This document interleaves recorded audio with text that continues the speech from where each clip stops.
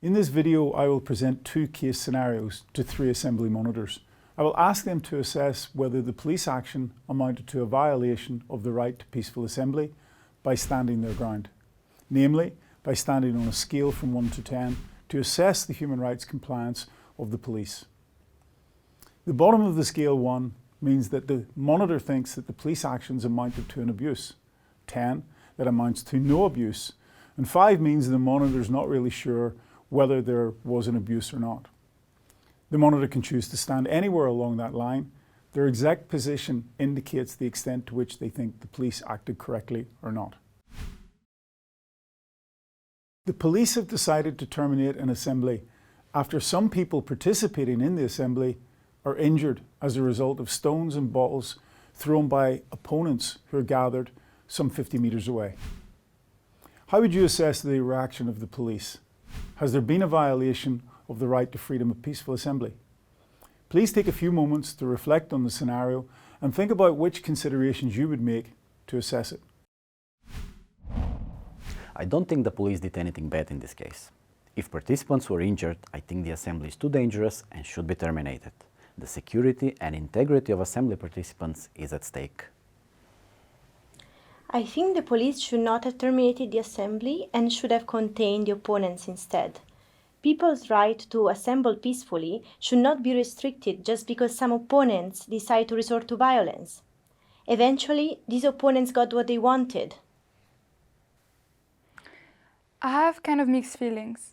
On the one hand, I agree that the security and integrity of participants should be preserved, but I think I would need more information, for example, regarding the size of the main assemblies and the number of opponents, maybe also how badly the participants were injured, and I would also like to know whether the police undertook any actions to contain the violence in the first place. All of you have raised very good points. The scenario was made vague on purpose in order to allow you to reflect on the aspects to keep in mind when assessing the police actions. In this case, the following aspects should be considered. Firstly, the scale of both the assembly and the counter-demonstration. It's important to look at the size of the main assembly and the number of opponents in order to be pragmatic and practical. If, for instance, the main assembly is made up of around 20 participants, while the group of opponents has around 600 counter-demonstrators, it's more likely that the police are going to have to move the main assembly to ensure safety. On the other hand, if there are around 200 participants in the main assembly and only 10 counter-demonstrators, dispersing or moving the main assembly might not be justified. The second thing the police are likely to look at is the presence of a risk. In other words, we should look at whether or not the risk of imminent violence is still present, or whether the violence can somehow be contained by the police. Where a minority of participants behave in a violent manner, action should be taken against those specific individuals, while the rest of the assembly should be allowed to continue or disperse naturally. Moreover, the decision to terminate an assembly should not be based on the behaviour of the actions of some individuals. A third aspect would be the necessity and proportionality of police actions. This breaks down into a number of factors. Firstly, the harm caused on participants. The extent of the injury inflicted on participants will help assess whether the decision to terminate the assembly was both necessary and proportionate. Next, we think about the failure to protect the assembly. The police have a positive duty to protect peaceful assemblies, and they evidently failed to do so, since some participants got injured. Here, we need to reflect on whether such elements of violence could have been anticipated and accounted for in the planning phase, and whether enough police officers were deployed in the assembly based on the police security assessment. A third aspect then is why the opponents attacked the assembly in the first place. It's important to reflect on the reasons why the opponents decided to attack this assembly. They clearly disagreed with the message, and therefore they decided to disrupt it. By terminating the main assembly, the police actually achieved the goal of the counter-demonstrators, sending a message that if you're opposed to an assembly and you use force against the participants of that assembly, the police will potentially terminate it. In conclusion, police actions can be influenced by a range of factors, including the scale of both the assembly and the counter-demonstration, whether the risk caused by the opponents is still present, and also the necessity and proportionality of police actions, which will be impacted by things like the extent of injury inflicted on the participants, the police's failure to protect the assembly, and also the reason why the opponents decided to attack the assembly in the first place. The police forcibly break up a spontaneous assembly that takes place in the centre of a city for 5 hours because it is disrupting traffic and causing problems for drivers, pedestrians, and local shop owners. Can you indicate how you would assess the reaction of the police?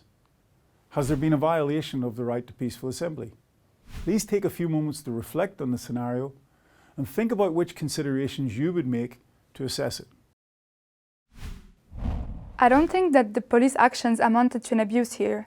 Protesters did not notify their assembly to the authorities and still got to express themselves for 5 hours. It's important to consider public interest. People should be able to walk and drive around the city freely, but also access local shops. This is especially true given that the protest is taking place in the center of the city. In my opinion, I think the police did not react well in this case. It is important for an assembly to take place in the center of the city in order to reach its target audience, and the right to peaceful assembly should be more important than disruptions to traffic or public space.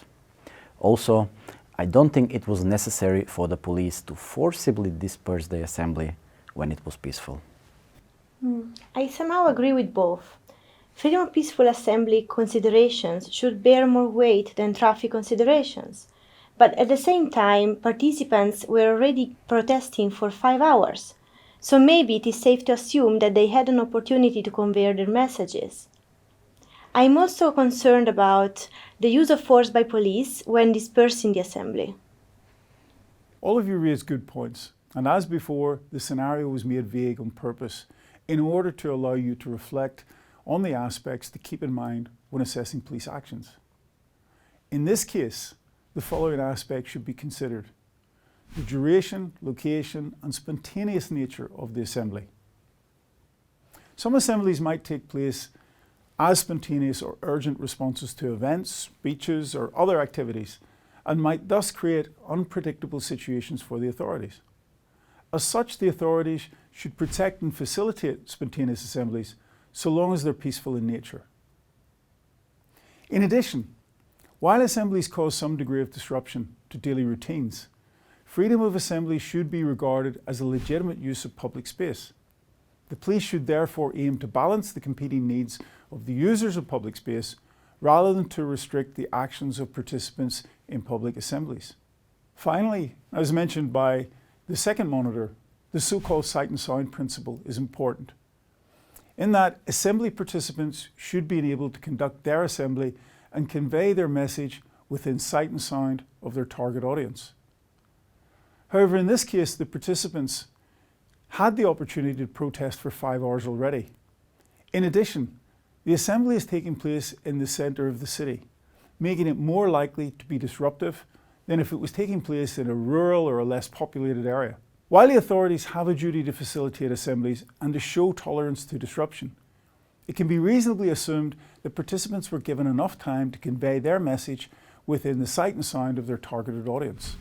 The next aspect we need to look at is dispersal and the use of force. In this case, the word forcibly is of concern. The police should never be using force against peaceful protesters and should always ask participants to voluntarily disperse first.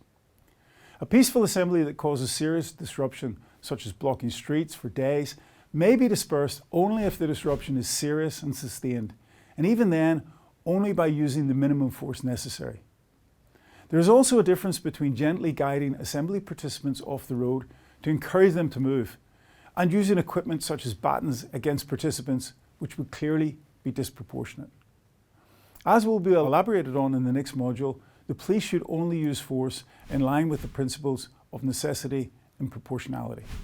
In conclusion, police actions can be influenced by a range of factors, including the duration, the location, and the spontaneous nature of the assembly, and also in this case, the method of dispersal, including necessity and proportionality of the police's use of force. The aim of this exercise was to show you that assemblies are never exactly the same, which means that police actions can be influenced by a range of factors.